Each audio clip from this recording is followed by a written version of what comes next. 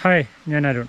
നമ്മുടെ last session എന്ന് പറയുന്നത് ഒരു പ്രൊജക്റ്റിന് വേണ്ടിയിട്ടുള്ള ഡേറ്റാസ് എക്സ്പ്ലെയിൻ ചെയ്തിട്ടുള്ളതായിരുന്നു ലാസ്റ്റ് വീഡിയോ. ഇതിൻ്റെ ഒരു പ്രാക്ടിക്കൽ സൈഡ് നോക്കുവാണെങ്കിൽ ഞാനിപ്പോൾ ആ വീഡിയോസിൽ എക്സ്പ്ലെയിൻ ചെയ്ത ഡേറ്റാസ് അത് ആക്ച്വലി നമുക്ക് എവിടെ നിന്ന് കിട്ടും? ഒരു പ്രൊജക്റ്റിൽ നമ്മൾ കയറി കഴിഞ്ഞാൽ ആ ഡേറ്റാസ് ഇപ്പോൾ ഞാനത് ഭയങ്കര സിമ്പിളായിട്ട് കമ്പനിയുടെ സ്ട്രക്ചർ, പ്രൊജക്റ്റിൻ്റെ സ്റ്റെപ്സ് എല്ലാം എക്സ്പ്ലെയിൻ ചെയ്തു തന്നു. പക്ഷേ ഒരു റിയൽ വേൾഡിൽ നമ്മൾ പ്രൊജക്റ്റിൽ കയറാൻ നേരം ഒരു പ്രൊജക്റ്റ് ഫുള്ള് ആര് നമുക്ക് അങ്ങനെ എക്സ്പ്ലെയിൻ ചെയ്ത് തരും? സോ അതിനെ പറ്റിയിട്ടാണ് ഈ സെഷൻ. നമ്മളൊരു പ്രൊജക്റ്റിൽ കയറാൻ നേരം ഡേറ്റ കളക്ഷൻ ഭയങ്കര ഇമ്പോർട്ടൻ്റ് ആണ്. നമുക്കൊരു ഷെഡ്യൂൾ ഉണ്ടാക്കണമെങ്കിൽ ആ ഷെഡ്യൂളിന് വേണ്ടിയിട്ടുള്ള ഫുൾ ഡേറ്റയും നമുക്ക് വേണം. എങ്ങനെ സ്റ്റാർട്ട് ചെയ്യാം ഡേറ്റ കളക്ഷൻ പല രീതിയിൽ കൂടെ സ്റ്റാർട്ട് ചെയ്യാം. ഫസ്റ്റ് എന്ന് പറയുന്നത് പ്രൊജക്റ്റിൻ്റെ ഡീറ്റെയിൽസ് എല്ലാം അടങ്ങിയിരിക്കുന്ന കുറച്ച് ഡോക്യുമെൻറ്റ്സ് ഉണ്ട് എല്ലാ പ്രൊജക്റ്റിലും. അതിൽ മെയിനായിട്ടുള്ളതെന്ന് പറഞ്ഞാൽ കോൺട്രാക്റ്റ്. ക്ലയൻറ്റ് നമുക്ക് ഒരു പ്രൊജക്റ്റ് തരാൻ നേരം അവർ ഒരു കോൺട്രാക്ട് ഡോക്യുമെൻ്റ് തരും. അതിനകത്ത് അവരുടെ റിക്വയർമെൻറ്റ്സ് എല്ലാം ഉണ്ടാവും. ആ ഡോക്യുമെൻ്റ്, കോൺട്രാക്ട് ഡോക്യുമെൻ്റ് നമ്മൾ പഠിക്കുക. അപ്പോൾ പ്രൊജക്റ്റിനെ പറ്റിയൊരു ഐഡിയ കിട്ടും. അതൊന്ന്. പിന്നെ ഉള്ളതെന്ന് പറഞ്ഞാൽ ഈ കോൺട്രാക്ട് ഡോക്യുമെൻറ്റിനോട് തന്നെ അറ്റാച്ച്ഡ് ആയിട്ട് BOQ ആണ്. BOQ means bill of quantity. അതായത് കോൺട്രാക്ട് ഡോക്യുമെൻറ്റിനകത്ത് ഒരുപാട് കാര്യങ്ങൾ കാണും. അതിനകത്ത് മെഷർമെൻറ്റ് റിലേറ്റഡ് കാര്യങ്ങൾ, അതായത് ചെയ്യേണ്ട കാര്യങ്ങൾ, എത്ര ക്വാണ്ടിറ്റി, എസ്റ്റിമേറ്റഡ് ക്വാണ്ടിറ്റി, എത്ര ക്വാണ്ടിറ്റി ചെയ്യണം, അതിനെന്താ റേറ്റ്, അങ്ങനെയൊക്കെയുള്ള കാര്യങ്ങൾ അടങ്ങിയ ഒരു ഡോക്യുമെൻ്റാണ് BOQ. സോ അത് പഠിക്കുമ്പോഴും നമുക്കൊരു ഐഡിയ കിട്ടും. പിന്നെ ഉള്ളത് ഡ്രോയിങ്സ് ആണ്.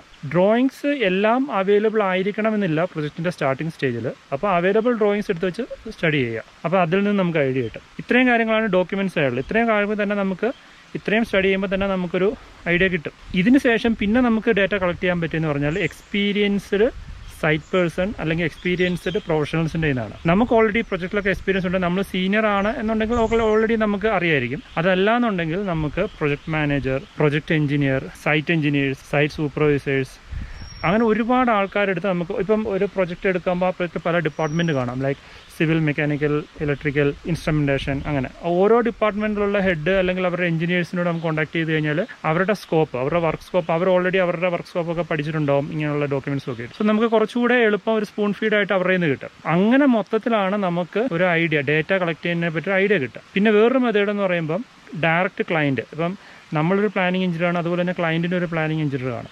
സോ പുള്ളിയോട് ഡിസ്കസ് ചെയ്യുക. അവർക്ക് ഓൾറെഡി ഒരു ഷെഡ്യൂളും കാണും. സോ അവരുടെ ഷെഡ്യൂൾ അവർ നമുക്ക് ഷെയർ ചെയ്യാതിരിക്കാം. ഷെയർ ചെയ്യുവാണെങ്കിൽ അവരുടെ ഷെഡ്യൂളിൽ നിന്ന് നമുക്ക് കുറേ കാര്യങ്ങൾ കിട്ടും.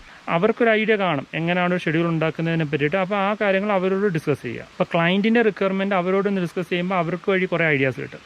ഈ ഡേറ്റ കളക്ഷൻ്റെ ഭാഗമായിട്ട് സൈറ്റും വിസിറ്റ് ചെയ്യണം. സൈറ്റ് വിസിറ്റ് ചെയ്താൽ മാത്രമേ നമുക്ക് ആ ഒരു ഐഡിയ കിട്ടൂ.